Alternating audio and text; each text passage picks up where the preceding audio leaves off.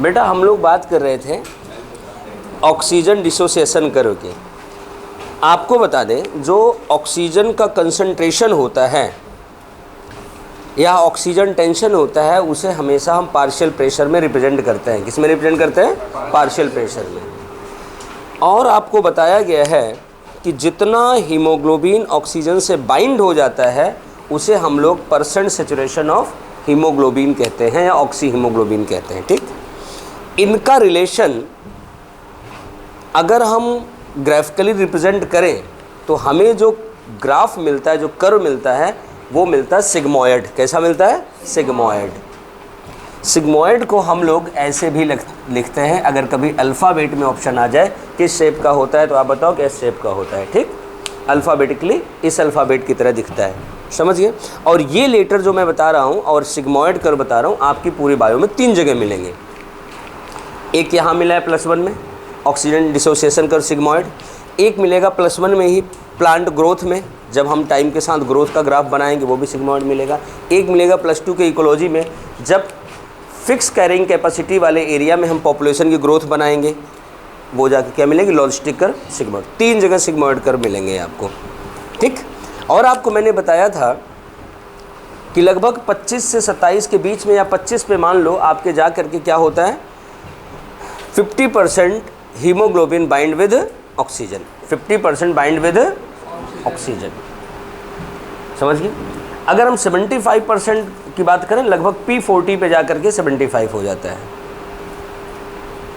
समझ गए, और 100 पे जाकर के लगभग 95% तक बाइंड हो जाता है। ठीक, उससे हमसे मतलब है ही नहीं, हमें मतलब है सिर्फ P50 से। P50 का क्या होता है? 25 या 25 से 27, समझ गए।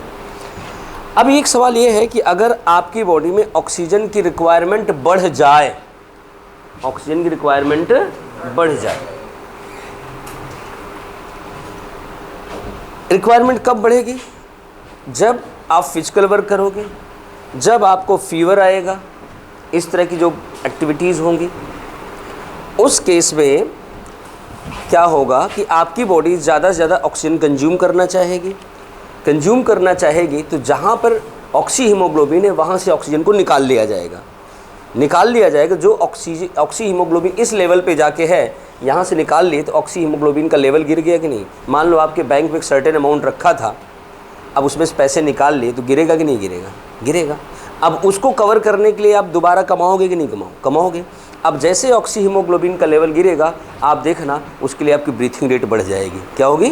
ब्रीथिंग रेट बढ़। यही वजह है कि भागते समय फीवर में आपका ब्रीथिंग रेट थोड़ा सा ज़्यादा हो जाता है, समझ गए ना। चलो लिखो, देखो, graphical representation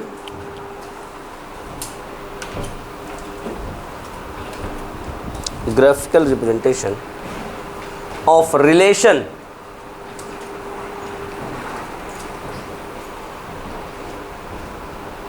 graphical representation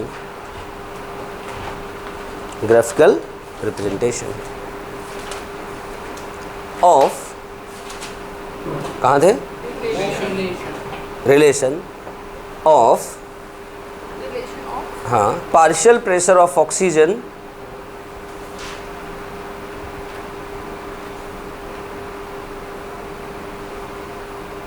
and percent saturation of oxyhemoglobin, percent saturation of oxyhemoglobin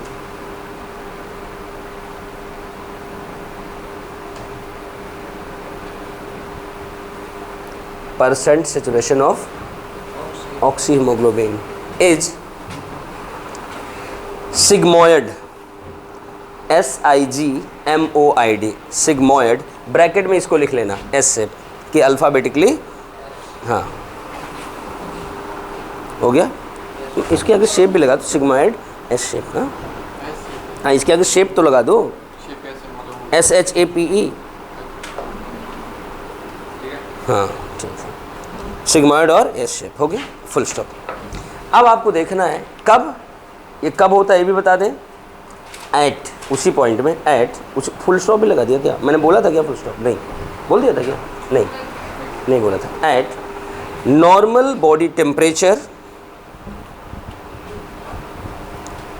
pH of blood, normal temperature, normal pH of blood, comma normal pH of blood, comma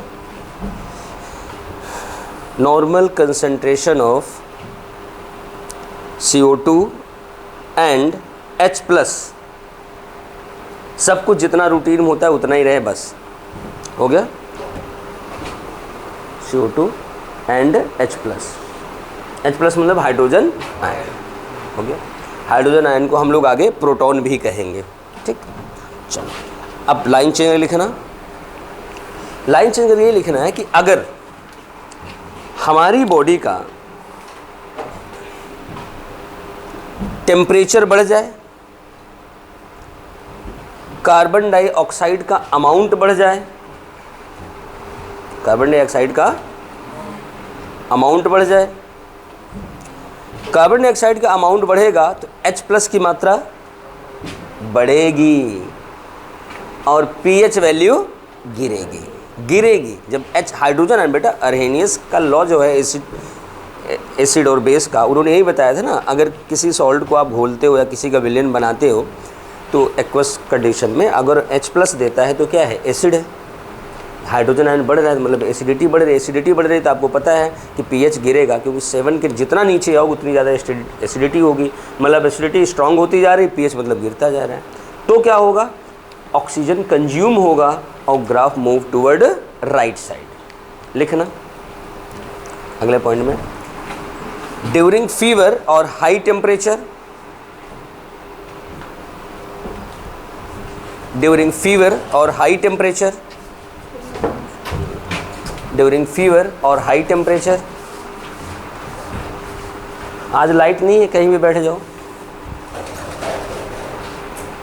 high temperature, comma high concentration of CO2, comma high concentration of H plus and low pH of blood, and low pH of blood.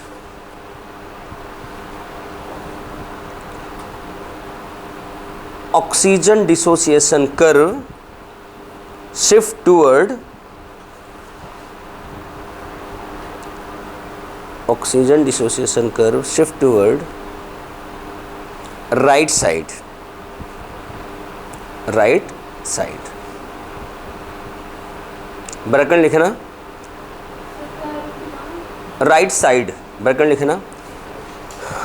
Oxygen molecules remove from oxyhemoglobin, remove from oxyhemoglobin। मोहित बेटा ये बताया गया कि यहाँ जो graph है आप देख रहे हो, यहाँ देखो, इधर देखो, ये बताया गया कि ऑक्सीहीमोग्लोबिन है, ये आपका बैंक बैलेंस है, ठीक। आपको ज़रूरत पड़ी, आपने निकाल लिया, तो आपने निकाल लिया तो लेवल यहाँ आ गया, तो आप क्या कहोगे? ग्राफ राइट साइड आ गया। यही मैं बता रहा हूँ। इसका मतलब क्या हुआ? ग्राफ राइट साइड मूव कर गया, इसका मतलब हुआ कि वहाँ से ऑक्सीजन मॉलिक्यूल विड्रॉ कर लिया गया, निकाल लिया गया। यही कहना गया, ठीक। साहिल बात समझ में? चलो, लेफ्ट साइड मूव करेगा कब? अभी आप देखो इतना अटेंटिव बैठे हो, वर्कआउट कर रहे हो नॉर्मल, और जब आप जाके लेट जाओ बिल्कुल रिलैक्स मोड में, या फिर बॉडी टेम्परेचर आपका जो है 37 से थोड़ा नीचे आ जाए, 35 के आसपास आ जाए, 34 के आसपास आ जाए, तो उस दौरान क्या है, आपका ग्राफ लेफ़्ट चला जाएगा। एक बार बड़ा टेढ़ा सवाल आया था PMT में, दोबारा आया नहीं, वो मैं बताना नहीं चाह रहा था, तुम लोगों ने कर दिया तो मैं बता दे रहा हूँ। आया था कि अगर आपका बॉडी टेम्परेचर 25 के करीब हो जाए, 30 के नीचे, तो ग्राफ क्या होगा। और सवाल का जवाब भी बड़ा उलझुली था कि वहाँ जवाब ये था कि ग्राफ जो है वो स्लाइडिंग बन जाएगा। कैसे बनेगा? और ये सवाल दोबारा आया नहीं, इसलिए हम लोग इसे छेड़ते नहीं, क्योंकि बच्चा भी पक जाएगा, हम भी पक जाएंगे समझा के, क्योंकि ग्राफ बच्चों को फिजिक्स केमिस्ट्री में तो आता नहीं समझ में, बायो में समझ में आ जाएगा। समझ गए? तो ये एक ही बार ये सवाल आया पूरे क्या कहते हैं पीएमटी के हिस्ट्री में, ये भी बता दूँ आपको। और किसी स्टेट पीएमटी में आया था, सेंट्रल में आया भी नहीं था, AIPMT या नीट जिसे कहते हैं, किस स्टेट में था पता नहीं, लेकिन था तो स्टेट पीएमटी में किसी। और अपने हरियाणा वाले स्टेट पीएमटी वाले करते क्या थे भाई साहब, ये साइंटिस्ट के पीछे पड़े रहते थे, इतना साइंटिस्ट पूछते थे।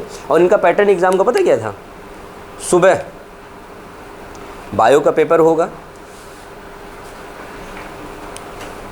और उसमें 90 क्वेश्चन नहीं होते थे, 200 सवाल होते थे। और शाम को फिजिक्स केमिस्ट्री का होगा, उसमें 100 फिजिक्स 100 केमिस्ट्री होते थे। और रात को रिजल्ट आ जाएगा,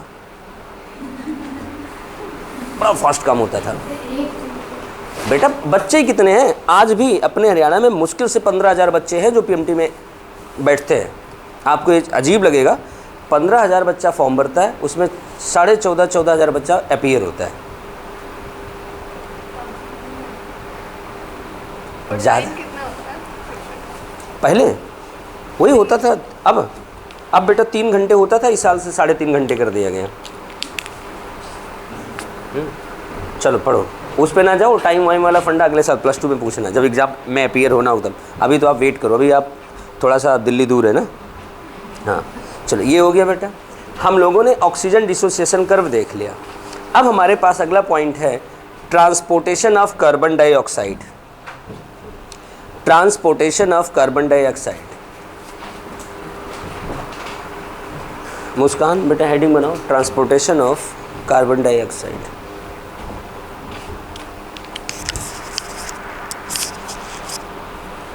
अब पेन ड्रॉप करना, इधर देखना बेटा, ध्यान देना। आपका ऑक्सीजन मूव करके चला गया कहाँ, टिश्यू में, बॉडी के किसी भी टिश्यू में गया तो है ही है ना। वृंदा देखो बेटा इधर एक बार,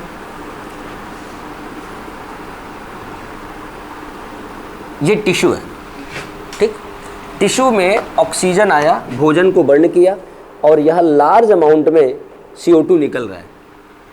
फूड बर्न होगा, CO2 निकलेगा। मोहित बात समझ में आ रही ना। अब ये CO2 क्या है, पास करेगी ECF में, ECF से जाएगी ब्लड में। बेटा यहाँ आप देखो, आपके पास एक दुबली पतली ब्लड कैपिलरी है, ये ब्लड कैपिलरी है जो टिश्यू में इनरवेट की है, ठीक। यहाँ हम लोग मैग्नीफाई करके बनाते हैं। और यहाँ पर आपके पास RBC है। चलो इसे गोल बना लेते हैं, वैसे वैसे हम लोग बाई कॉन्केव बनाते हैं, ये वाला स्टाइल में। वो देखना मॉड्यूल में ये वाला स्टाइल में बना होगा ऐसे, ठीक। लेकिन मैं गोल बना दे रहा हूँ, आपको समझ में आ जाए, ठीक। ये RBC है बेटा, ध्यान देना, ये है RBC, ये है प्लाज्मा, ठीक। ये है RBC और वो प्लाज्मा। बेटा जब आपको मैंने ऑक्सीजन का ट्रांसपोर्टेशन बताया था, तो आपको क्या बताया था, ऑक्सीजन जब ब्लड में एंटर करता है, बच्चे लेंगे, तो बताया गया था 1 से 1.5% या 1.5 से 3% ऑक्सीजन घुल जाता है कहाँ पर, प्लाज्मा में, और बाकी 97 से 98.5% जाता है हीमोग्लोबिन में। यही बताया गया था बेटा। एक बात, जब एक्सचेंज ऑफ गैसेस बताया गया था, तो वहाँ बताया गया था कार्बन डाइऑक्साइड की सॉल्युबिलिटी ज़्यादा है, बताया गया था ना। प्लाज्मा में ऑक्सीजन घुला कितना, लगभग 1% के आसपास, सही है ना। सॉल्युबिलिटी ज़्यादा है तो प्लाज्मा में यहाँ CO2 थोड़ा ज़्यादा घुलना चाहिए। देखते हैं कितना घुलती है। जैसे यहाँ आई बेटा, प्लाज्मा में नियरली 7% CO2 डिज़ोल्व हो गई, अब बेटा यहाँ आ गई बाकी 93%। अब यहाँ पर आपके पास है हीमोग्लोबिन, क्या है, हीमोग्लोबिन। यहाँ पर HbCO2 बन गया लगभग 20 से 25% कार्बन डाइऑक्साइड, जिसे मैं मेंशन करता हूँ 23%। 20 से 25% एनसीईआरटी में लिखा है, एवरेज 23 होता है, मैं एग्जैक्ट हमेशा 23 ही पढ़ाता हूँ, ठीक, जिससे आपको 23, 7, 30 और 70 जोड़ने में आसानी हो जाए, ठीक। बेटा ध्यान देना, अब बाकी जो बचा 70% CO2, इसका क्या होगा, इसको देखना ध्यान से। बेटा ये जो 70% CO2 है, ये CO2 रिएक्शन करेगी वाटर के साथ। किसके साथ? काव्य। वाटर और CO2 जब रिएक्शन करेंगे या फिर पानी में CO2 घोला जाएगा तो क्या बनेगा? बनेगा क्या? Carbonic acid H2CO3। क्या बनेगा? H2CO3।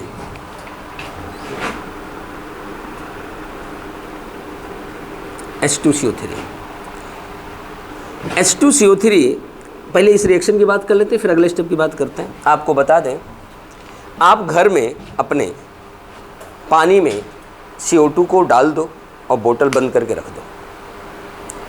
1 घंटे में लगभग 200 मॉलिक्यूल H2CO3 के बन जाएंगे, अगर आपने उचित प्रेशर दिया है तो। समझ गए ना? तब और टाइम ले लेगा। अगर आप पे दबाव ना डाला जाए तब पढ़ोगे। Yes sir. इधर देखो, तो आप लोगों ने कभी वो देखा है जो इसके सॉफ्ट ड्रिंक की मशीन होती है, सोडा वाली मशीन होती है, देखा है उसे? उसमें बेटा बड़े बड़े सिलेंडर लगे होते हैं CO2 और पानी के। CO2 और पानी के सिलेंडर लगे होते हैं जो घुल करके आगे की ओर मूव कर रहे होते हैं। उसमें सिर्फ H2CO3 वाला पानी आता है, कार्बोनेटेड वाटर आता है, और जो सामने टैप लगे होते हैं जिस पर लिखा रहता है ना, कोक, लिम्का, बियर, पुदीना, मिंट, ये फ्लेवर आपके बता रहा हूँ मैं, ये फ्लेवर लिखे रहते हैं। हाँ, मुस्कुराया तो था बियर पे तुमने। और बेटा एक बात बता दें, इस यहाँ पे कंपनियाँ इतना गलत कर रही हैं, इस पे तो मानवाधिकार वालों के किसी को कोर्ट जाना चाहिए। एडोलसेंस के साथ खिलवाड़ कर रही हैं। एडोलसेंस जो आपकी उम्र होती है वो बड़ी क्यूरियस एज होती है कि सीखना चाहती है हर जगह। तो बच्चा इन बेवरेज खाने पीने की चीज़ों के लिए भी बड़ा जानकारी लेना चाहता है, बड़ा अट्रैक्ट करती चीज़ें।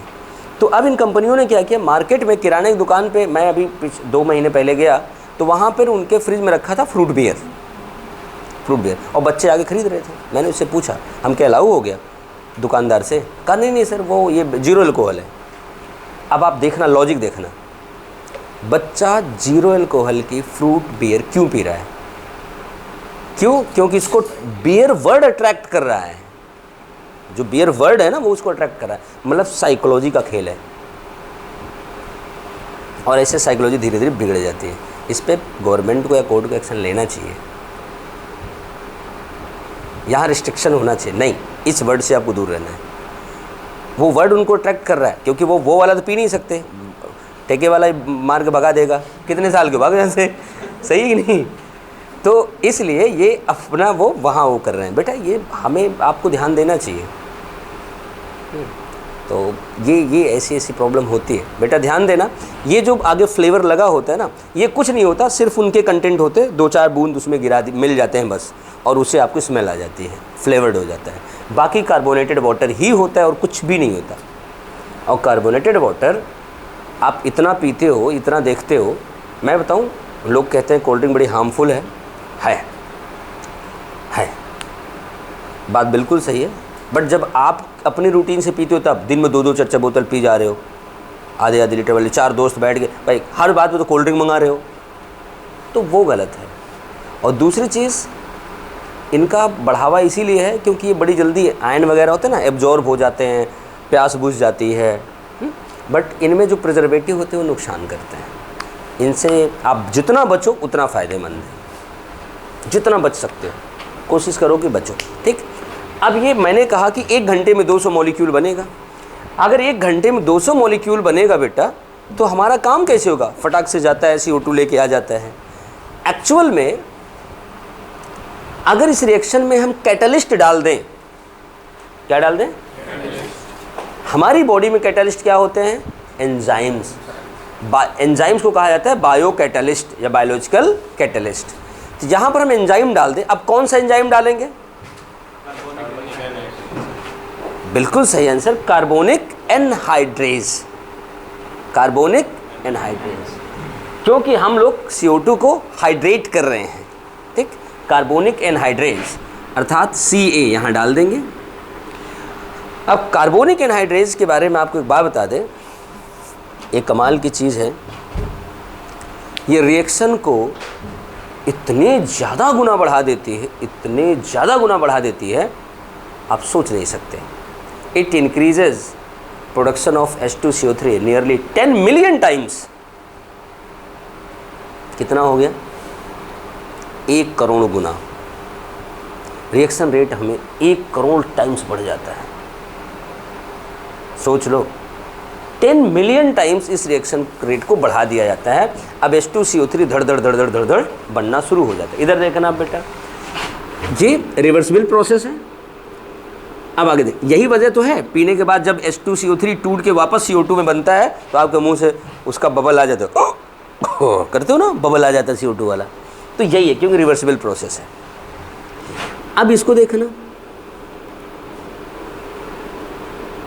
ये टूटेगा, एसिड है तो आपको पता है किस में टूटेगा? H+। किस में टूटेगा?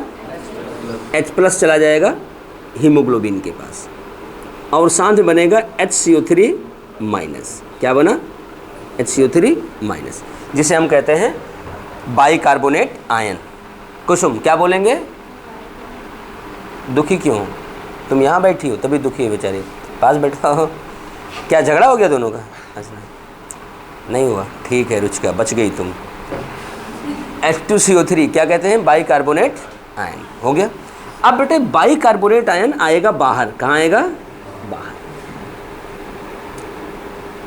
बाहर मतलब प्लाज्मा में। कहाँ आ गया? प्लाज्मा में। अब प्लाज्मा में एनायंस की मात्रा बढ़ गई तो यहाँ का जो मीडियम है ये डिस्टर्ब हो गया कि नहीं? आयंस बढ़ गए।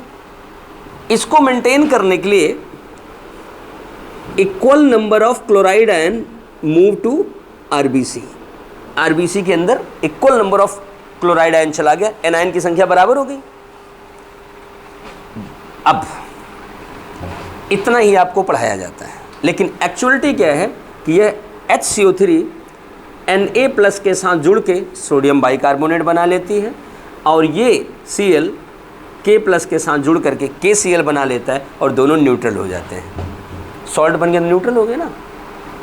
सच्चाई ये है। लेकिन एक सवाल अभी एक बीच में मैंने छोड़ दिया था कि movement of chloride is called as chloride shift. क्या कहते हैं? क्लोराइड शिफ्ट कर गया। ये आए, ठीक है भैया। अब जैसे आप 3 बैठे हुए, कोई आगे नहीं, हम बैठेंगे तो एक शरीफ से बंदा शिफ्ट कर जाता, कोई नहीं यार तुम तीनों बैठे हो, हम जा रहे हैं, सही है ना। उसी तरह जब ये इधर आया तो इधर equal number of chloride ion अंदर चले गए, इसे हमने क्या कहा? Chloride shift. लक्षिता बात समझ में आई? और इस क्लोराइड शिफ्ट को जिसने खोजा था उनका नाम क्या है? Mister hamburger. क्या नाम है? हैम्बर्गर। और इसीलिए इस घटना को हम लोग कहते हैं हैम्बर्गर फेनामेना। क्या बोलते हैं? हैम्बर्गर फेनामेना बोलते हैं। क्यों? क्योंकि chloride shift was first observed bye mister hamburger. बेटा ये नाम है, खाने वाली चीज़ नहीं है। हैम्बर्गर, समझ गई इतनी बात? अब इधर ध्यान देना। अब एग्जामिनर अंकल का यहाँ से सवाल, 2 सवाल इधर देखना राधिका। पहला सवाल, कार्बोनिक एनहाइड्रेज कहाँ पाया जाता है? कहाँ पाया जाता है? RBC में। बात बिल्कुल सही है, but little amount is also present in plasma. इसी बात के साथ एग्जामिनर आंसर पे खेलता है बड़े स्टेटमेंट देके। Which of following statement is correct? ठीक, तो आप बताना कि carbonic anhydrase is present in RBC and also present in plasma in little amount. हो गया। दूसरा सवाल, maximum amount of carbon dioxide is transported by, या largest amount of CO2 is transported by RBC। गलत आंसर। बाई बोला, in the form of नहीं बोला मैंने। अगर पूछा जाए maximum CO2 transported in the form of, तो bicarbonate. Maximum CO2 transported by plasma, answer क्या होगा? प्लाज्मा। मैं सही बोल रहा हूँ गलत रौनक? अच्छा आप बोल रहे हो, सही बोल रहे हो, लॉजिक बताओ, ये वाला तुक्का रहने दो। हाँ प्लाज्मा के अंदर उसके अंदर सॉल्युबल हो जाता है बेटा, 7% ये, और जो 70% था ये भी तो बाहर आ गया। 70% जो था वो भी बाइकार्बोनेट बन के बाहर आ गया कि नहीं? तो 70 + 7 77 हो गया। प्लाज्मा ने कितना ट्रांसपोर्ट किया? 77। कितना ट्रांसपोर्ट किया? 77। और हीमोग्लोबिन ने कितना ट्रांसपोर्ट किया? 23% इन द फॉर्म ऑफ, इसे कहेंगे कार्ब अमीनो हीमोग्लोबिन। क्या बोलेंगे? Carb amino haemoglobin. हो गया? एक बार हेडिंग बना लो, ट्रांसपोर्टेशन ऑफ CO2, और ये डायग्राम बना लो, फिर नोट करवाता हूँ। अभी लिखा रहा हूँ मैं, सब लिखाऊंगा। हाँ बेटा, पहले डायग्राम बना लो, हम दोबारा करवा देंगे, बेफिक्र रहो। डायग्राम बनाओ पहले।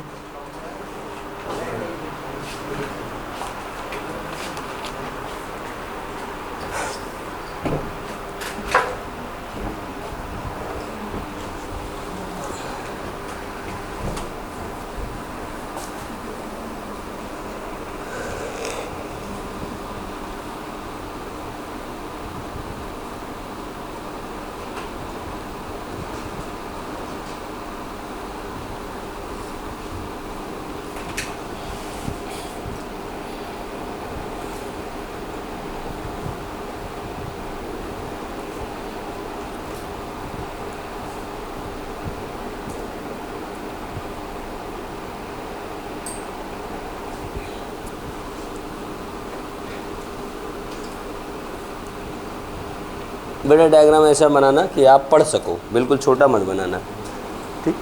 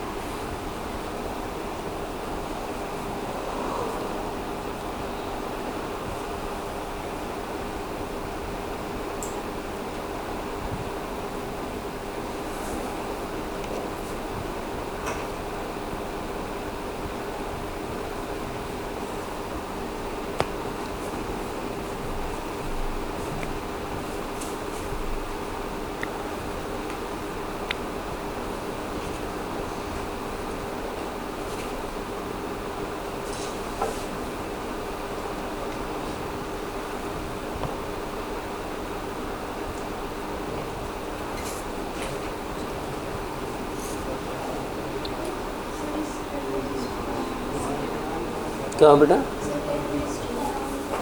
अभी लिखा दूँ, आप उतना ले उसे कार्बोनिक एनहाइड्रेट्स। अभी जब बोल के लिखाऊंगा ना बेटा, उसमें सारा नाम लिखाऊंगा।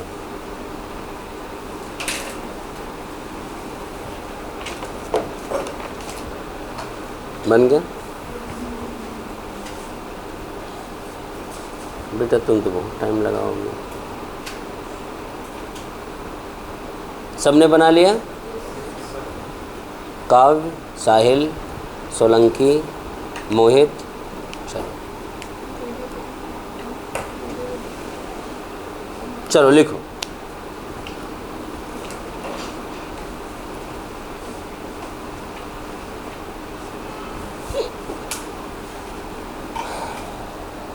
Carbon dioxide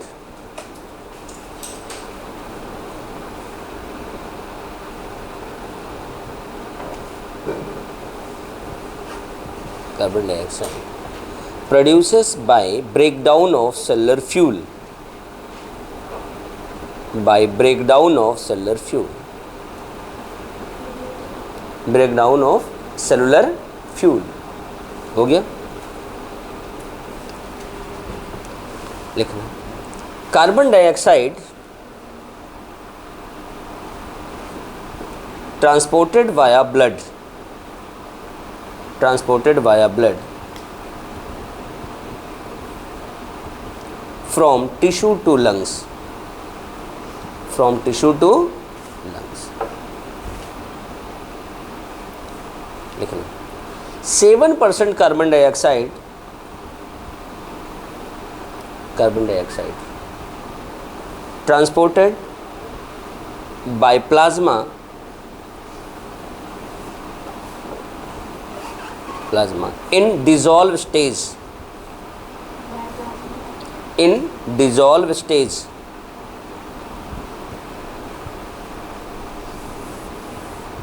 in dissolved stage.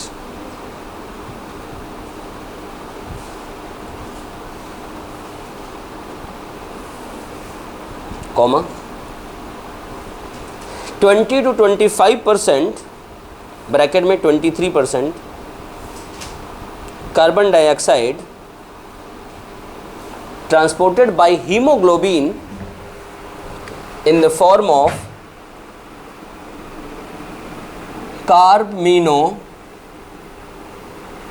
Haemoglobin, carbamino haemoglobin in the form of carbamino haemoglobin. HbCO2 का नाम होता है carbamino haemoglobin.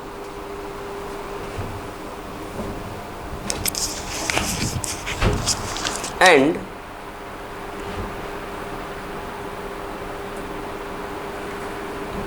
and 70% carbon dioxide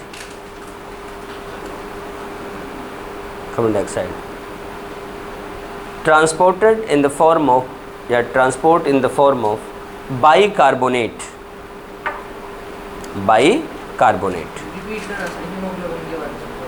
carbamino hemoglobin, and 70% carbon dioxide transported in the form of bicarbonate. हो गया? Bicarbonate लिख लिए। आगे लिखते हैं in RBC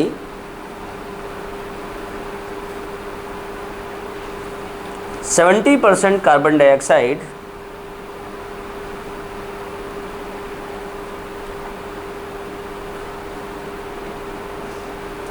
react with water and change into carbonic acid bracket में H2CO3 and change into carbonic acid bracket में H2CO3, carbonic acid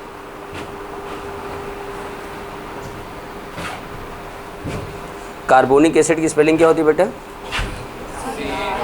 BONIC। हाँ, कार्बोनिक एसिड ब्रैकेट में H2CO3 फुल स्टॉप। H2CO3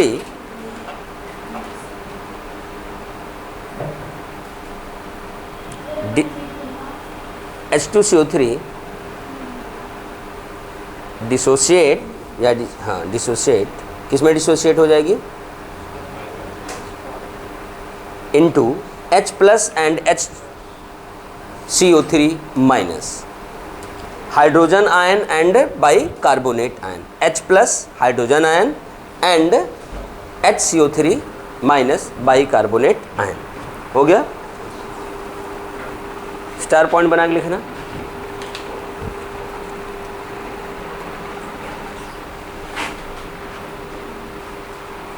लिखो formation of H2CO3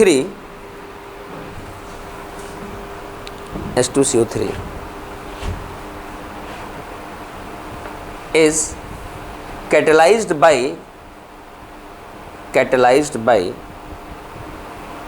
कौन इसको stimulate करता है? Catalysed by N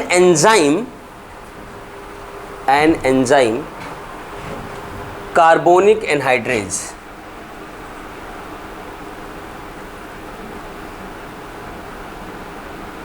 carbonic anhydrase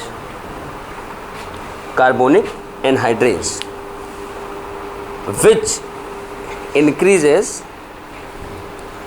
rate of reaction nearly कितना? 10 million time. किसी ने बोला 1, हिमांशी, वो 10 है, 10 million times. Rate of reaction nearly 10 millions time. Rate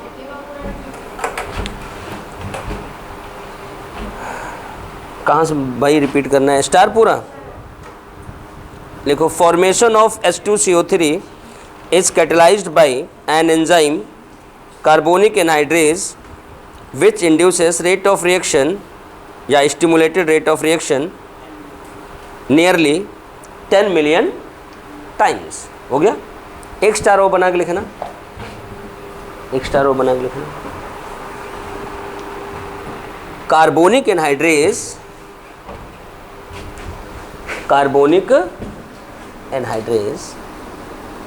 is present in RBC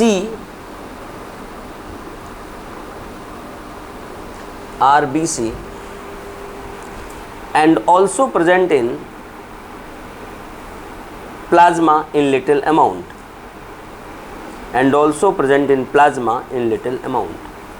क्या हुआ युगांशी? कोई दिक्कत नहीं? लिखो and also present in plasma in little amount।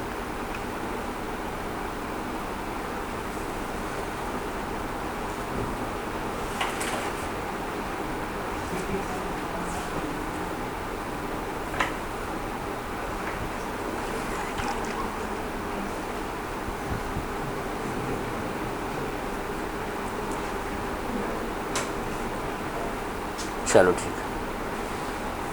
आगे लिखते हैं बेटा। लिखो, अब आपने क्या किया था? H2CO3 को डिसोशिएट कर लिया था ना।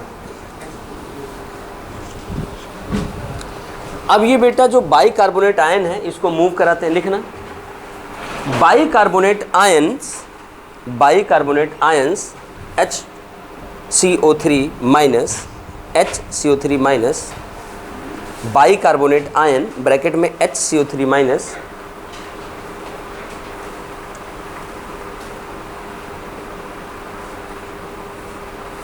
बेटा HCO3 माइनस है तो H प्लस साथ में क्यों लिख दिया? ये हाइड्रोजन आयन है, ये bicarbonate. Move from RBC to plasma,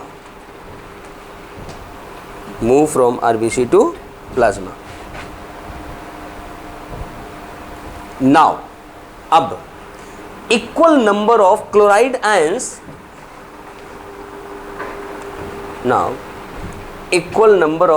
ions, equal number of chloride ions enter in RBC,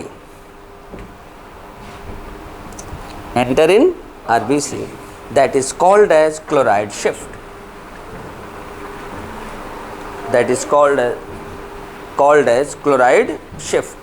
इसे क्या बोलते हैं हम लोग? क्लोराइड शिफ्ट बोलते हैं। That is called as chloride shift। अगला स्टार बना के लिखना।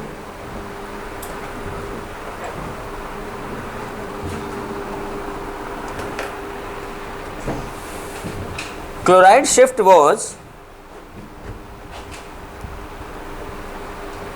first observed by और discovered by, कुछ भी लिख सकते हो। First observed by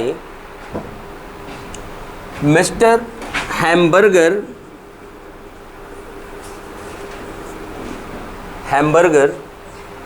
so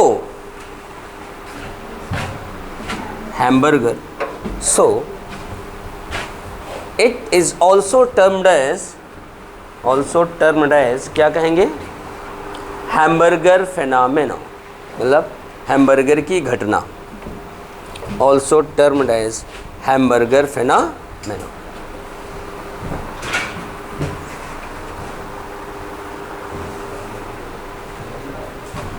hamburger phenomenon क्या हो गया? इसमें हैमबर्गर के आगे फिलामेंट लिख दिया। कोई बात नहीं, अभी किसी से देके करेक्ट कर लेगा। Hamburger phenomenon. बेटा देखो धीरे धीरे सब करेक्ट हो जाएगा, टेंशन की बात नहीं। ठीक हो गया, हैमबर्गर फेनोमेनन लिख लिया। बेटा अब ध्यान देना, अब रुक जाओ। ये पूरा का पूरा पोर्शन शिफ्ट होकर कहाँ चला जाएगा? लंग्स में। कहाँ चला जाएगा? लंग्स में। जैसे लंग्स में आएगा तो आपको बता दें हर जगह मैंने रिवर्स का साइन लगा रखा है ना। तो अब क्या होगा, ये कार्बोनिक एनहाइड्रेज सारे रिएक्शन को उल्टा करवाएगा। अब क्या होगा, ये चीज़ डिसोशिएट होकर के ये अंदर जाएगी, ये बाहर आएगा। जैसे अंदर जाएगी H+ से जुड़ेगा, H2CO3 बनेगा। H2CO3 बनेगा, पानी और CO2 अलग हो जाएगा,